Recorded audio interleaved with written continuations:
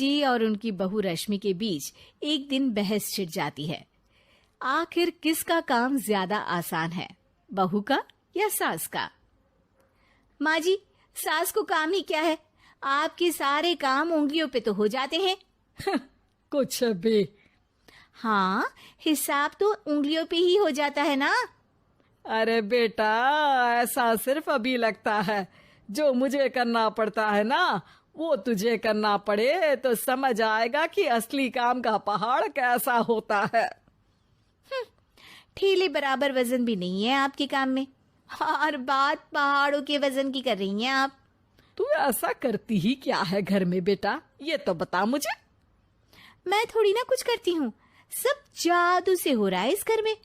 अरे एक दिन मेरा काम करोगी तो समझ आएगा। Okay okay, shut up. कल से मैं घर के काम करूंगी और तू मेरी जगह हर चीज का हिसाब रखना, ठीक है? ठीक है, ये भी कर लेते हैं। ये सास बहू की डील के बारे में रश्मि के पति अमन को नहीं पता था और ना ही अमन के पिताजी सुरेश जी को। पर गेहूं के साथ साथ जैसे घुन भी पिस जाता है, ये दोनों भी पीसने वाले थे। सुबह अमन उठकर रेडी होता है ऑफिस जाने के लिए, तो पता है उसके कपड़े नहीं निकले हुए हैं। अरे रश्मि, तुमने मेरे कपड़े नहीं निकाले? अपनी माँ से पूछो ना, उन्हीं का काम है ये। अमन अपनी माँ के पास जाता है। अब मेरे कपड़े आज आप देने वाले हो क्या माँ?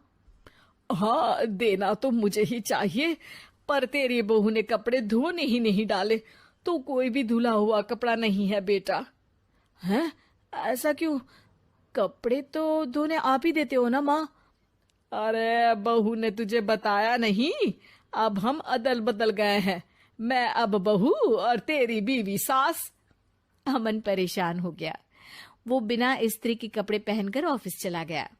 सरस्वती जी अपने घुटने के दर्द के कारण झुककर घर साफ नहीं कर पा रही थी और ना ही खाना बनाना याद रख पाई।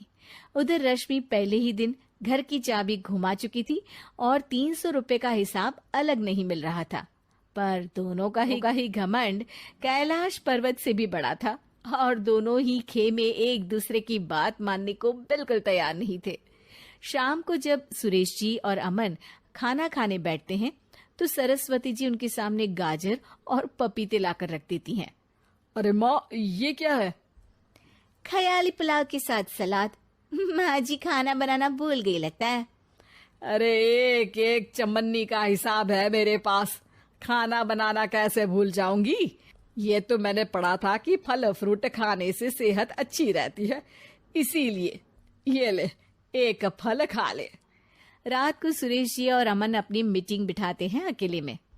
बाबूजी, इनकी लड़ाई के कारण ना हमें ठीक से खाना मिल रहा है, उल्टा घर के सारे काम रुक गए हैं।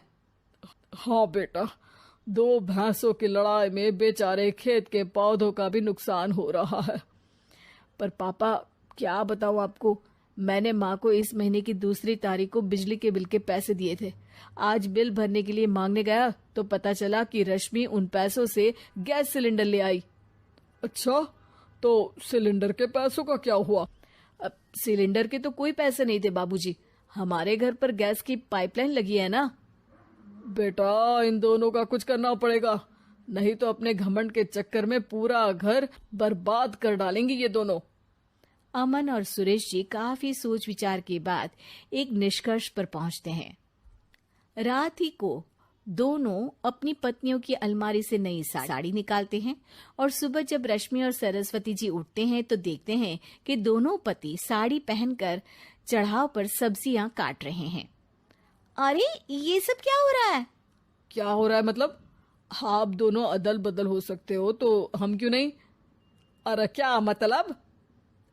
नहीं नहीं, मेरी भी बचपन से किसी की बहू बनने की इच्छा थी, तो आज से सरस्वती तुम बड़ी बहू, मैं मिडल बहू और अमन छोटी बहू। अरे लेकिन सब घर पर बैठ जाएंगे तो कमाएगा कौन? ये घर कैसे चलेगा? अब वो तो भैया या बाकी लोग जाने, अब हमने भी अदल बदल कर ही लिया है तो कुछ नहीं हो सकता। रश्मि और सरस्वती जी को समझ में आ जाता है कि उन दोनों की आपस की डील की वजह से इन दोनों को बहुत तकलीफ हो रही है और उनके ईगो ने दूसरों को कितनी यातनाएं दी है। अब असल में माँ जी आप सही थी, सास बनना बहुत मुश्किल है।